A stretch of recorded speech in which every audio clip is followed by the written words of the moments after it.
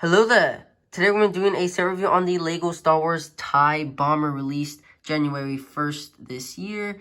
The set number 75347 with 625 pieces. Does come with an awesome minifigure selection with a droid there and a exclusive minifigure. This is the 40th anniversary of the Return of the Jedi, so that's why they also made this set here. As you can see, this is the Return of a Jedi set because it has that blue stripe, which is really cool. In the back of the box, we do have some pretty cool details. You can see that you can drop bombs off there, well, more like flick fire missiles that just shoot down. It's a pretty cool thing. And you can see that the TIE Bomber pilot can just slip in there into the cockpit, which is pretty cool. And then we have some more details about the set there. This set does retail for $65, which is an odd price for LEGO Star Wars. Normally they put it for like $70, $60, a number including a 0 in it. And the boxing experience is really easy with those thumb tabs, but I do not like to use that in my opinion. Anybody else can. It is really hard to get through though. I personally don't like using them because it just looks bad when I am going to review them. So that is also a drawback.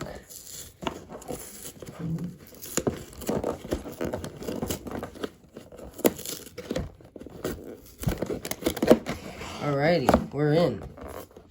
Just gonna take these tabs off. Here we go. As you can see, I ripped this off. So that's also bad. As you can see, look. Legos. Wow. These bags are ginormous. This goes up to 4 bags here. Pretty cool.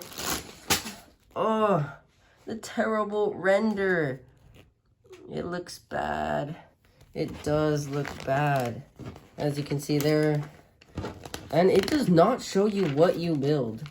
I mean, it's obviously a TIE Bomber, but there's just nothing in between for you to go through. So that also sucks. But nonetheless, you're just going to build it. You're not going to care. And in the back, we do have some advertising. I don't know about these two sets. It's pretty odd, but that's okay. I guess they kind of, I don't know. And then, so yeah, so this is going to be the instruction manual. It does come with 4 bags. 4.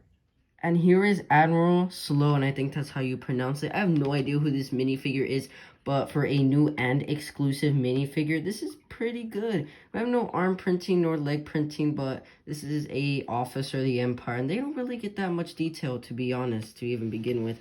But we do, there are her, like, rank there. We do have red and blue there. Her face is really, really cool with the smiley face there. And then her hair is like bundled up in the back. So that's a pretty cool detail there. She does wield a small pistol there. And then in the back, we just have more of the belt and then some, you know, some of the shirt there. So it's going to be Admiral Sloan. And here we have the Darth Vader minifigure. His second appearance in a while. This is a really cool minifigure. This minifigure hasn't been released since the summer, but he's obviously different. But, you know, same design except for the face, which we'll be showing soon. He does come with this awesome red lightsaber there. We have the same arm printing, torso, legs. Same as the Kenobi set there. Come up to the back, we do have the soft cape here. So that's also, see, as you can see, it's really flexible. So that's the soft cape there, which I am really glad that they used. And then coming up to the back of the torso, it's just more of his armor. And then I guess like robes if he does wear some. So yeah, and then coming up to the head, there is his face, which is really, really cool. I like that detail of him like mad. You know, some scars there, his eyes. And in the back, we just have more, I guess, scars there. So this is going to be the Darth Vader minifigure. And here we have the TIE Bomber pilot. Same as the TIE Fighter pilot, except they obviously changed it to TIE Bomber. But right off the back, you can see that his helmet mold is the same as all the other TIE Fighter helmet molds. You can see some of the skin showing there. You have the Imperial logo on the top. It's just normal there. Coming to the torso, we do have like his breathing thing there. We have his bell. He does wield a small pistol right there. And then we just have some cool leg printing there with the 2 pockets there. So that is also pretty cool. No arm printing. I mean, it's a TIE Fighter pilot. You're not really gonna see that. You're not really gonna care. Coming to the back, same, just a little different torso printing in the back. And then coming up to his face, we do have just like a stern expression. Nothing special there. They use the same exact one in the Snow Trooper, in the AT-AT that released in 2020. So this is gonna be the TIE Bomber minifigure and the last of the minifigures. And here we have the GONK droid. It's a really cool GONK droid. Yeah, obviously he is exclusive in this set because you can see that Imperial logo on both sides. And this can actually be a crate. If you just take this off, it's a crate. So you can store some weapons in there. Obviously not the lightsaber because it won't be able to fit. But you can store the pistols from the Admiral and the TIE Bomber pilot. So that's pretty cool. As you can see, this is where the eyes are. This is a pretty cool tile there. Looks like one of the silver tiles they use in the Mandalorian Forge. Then his feet there, pretty cool. So this is going to be the GONK droid figure. And here we have the awesome little repair cart. This is a really cool add-on to the build. You can see that what is being held is the flick fire missiles there. Well, more like the bombs, but in the set they use flick fire missiles. But that is pretty cool. They held two here, but they're loose. So that is a problem there. So like if you're like zooming it around, they can just fall off like that. There's just like no stud there. No, like just not even a clip. But there's a driver's seat there. You could just set them on. Then here we have like the little controls. Come up to the front, we do have two lights there, which is really cool. Now I'm going to show you how to put the minifigure on. And this is how you put a minifigure on this little repair cart. You just put Admiral Sloan there, and then the TIE Bomber pilot or Darth Vader just won't be a great fit there. But yeah, so that's how you put her on. Her arms there, and her hands. It's honestly like a tight fit, so that's also kind of a drawback of that. It's a really tight fit to put on the minifigure, in my opinion. But yeah, this is a really cool repair cart. And here is the real wonder of this set. Wow, it just looks phenomenal. You can see, I mean, this is a really cool, this is like a really drawback here though, because you can obviously see these stud shooters. That's like a pretty obvious thing. You just see green on a gray and black ship. This is not something that you see there. But we do have the windshield piece there, which is really cool. You can obviously lift it up. And then there we have the seat for the driver, which I'll be showing you how to put them in there. And then we do have like the little bombing section here. Nothing comes out of it, so that is also a drawback there for me. My opinion, the one in the early 2000s was amazing. And then this is also a printed piece, which is really cool. Obviously a sticker. Wow, that's going to be a pain putting all those right there. So that was a good idea of Lego to not put a sticker there. This is also printed. Makes sense. Small piece. But yeah, in the back we do have like some black here. More black. And then it's like so it looks like a little hatch to me, which is awesome. We do have like gray on the front and the bottom around the edges. So that's also pretty cool. Come up to the back. Wow, those thrusts look awesome. The red on there is just phenomenal.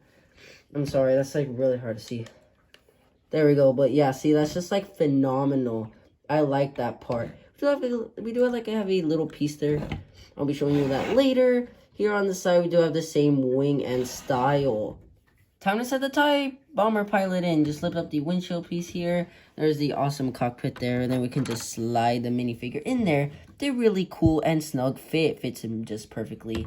Close that up. But you're probably wondering, where do I put the pistol? Well, if we lift this up, we do have a awesome, haha, just joking. This is not a awesome compartment. You just slip the blaster in there.